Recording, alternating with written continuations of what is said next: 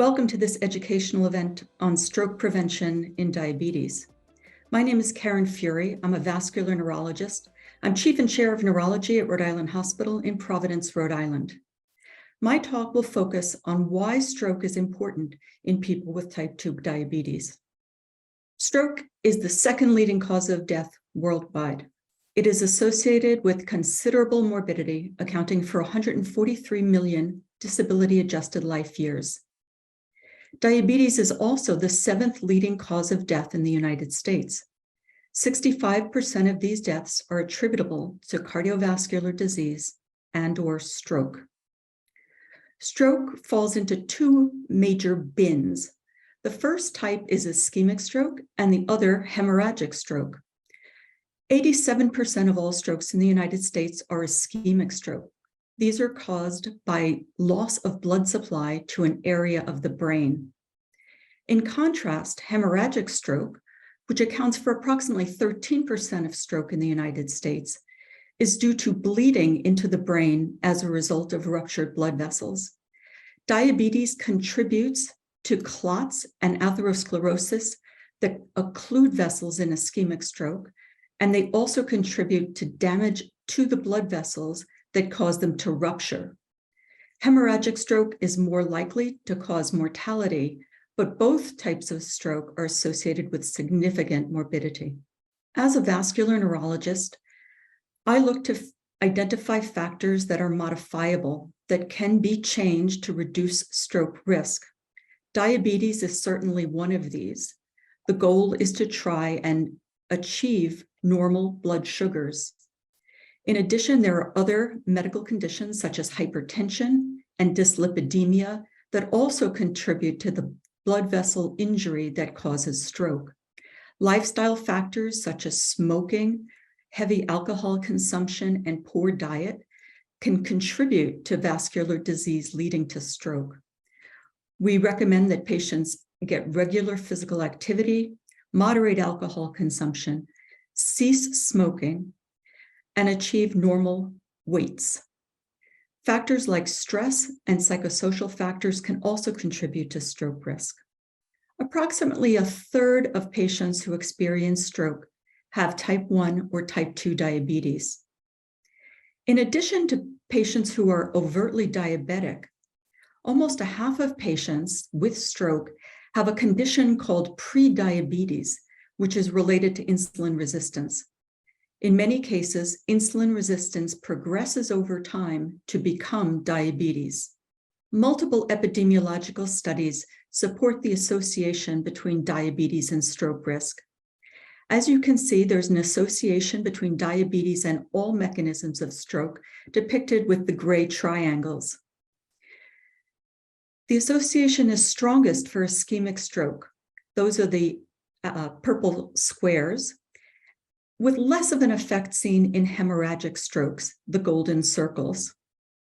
Type 2 diabetes is not only associated with the incidence of stroke, it's also associated with poor outcomes. Having diabetes increases mortality by 24%. It's associated with an increase in hospital readmissions by 22%. And it contributes to stroke recurrence, increasing the risk by 50%. In addition to these factors, patients with diabetes also have poorer performance in global cognition after stroke compared to patients without diabetes. So how does diabetes affect the risk of stroke? Obesity is associated with both type 2 diabetes and hypertension. This contributes to stroke risk through several different mechanisms. For one, diabetes causes vascular inflammation that promotes atherosclerosis and directly affects the risk of ischemic stroke due to blockage of cerebral blood vessels. Diabetes and hypertension also affect cardiac function. When the heart becomes enlarged or has an irregular rhythm, clots can form in the heart, embolize, and cause ischemic stroke. Hypertension also has a direct effect on blood vessels, leading to stiffness and occlusion of small vessels. Small vessel disease is not a benign condition. It can result in stroke syndromes that manifest with paralysis on one side of the body, speech and swallowing dysfunction. In addition, accumulation of small vessel infarcts over time can cause significant cognitive impairment in later life. The duration of diabetes may have an impact on stroke risk. People who've had diabetes for less than 5 years are at increased risk. However, this risk goes up over time. By 10 years, individuals have a 3-fold increased risk of ischemic stroke compared to individuals without diabetes. There's an interesting bidirectional relationship between hyperglycemia and stroke. Studies have shown that hyperglycemia increases the risk of stroke in men. For every 20% increase in A1C, there's a 22% increase in risk of stroke. Interestingly, stroke also increases the risk of hyperglycemia. The development of hyperglycemia post-stroke is a particularly ominous factor.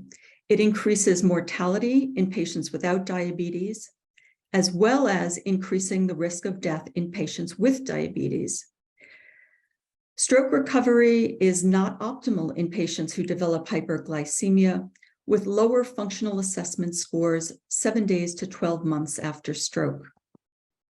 Strategies to focus on glycemic management in order to improve stroke risk and stroke outcomes have not been successful. As you can see, reductions in hemoglobin A1C are not associated with significant risk reduction. In addition, intensive glycemic management does not appear to improve functional outcomes. Over the last 3 decades, there has not been a significant reduction in the prevalence of stroke in people with diabetes. This is despite expanded use of diabetic agents, other aggressive risk factor management, such as blood pressure control, management of dyslipidemia, and management of lifestyle factors. Stroke risk reduction in people with diabetes tends to focus on A1C reduction, despite limited evidence to support this approach. New treatments with proven efficacy in stroke reduction should be widely adopted in the treatment of type 2 diabetes. In summary, type 2 diabetes is associated with increased risk for stroke, with risk increasing over the duration of having diabetes. Hyperglycemia increases risk for stroke in men, but intensive glycemic management and A1C reduction do not appear to improve stroke risk or stroke outcomes for individuals with type 2 diabetes. New strategies are needed for stroke risk reduction in individuals with type 2 diabetes.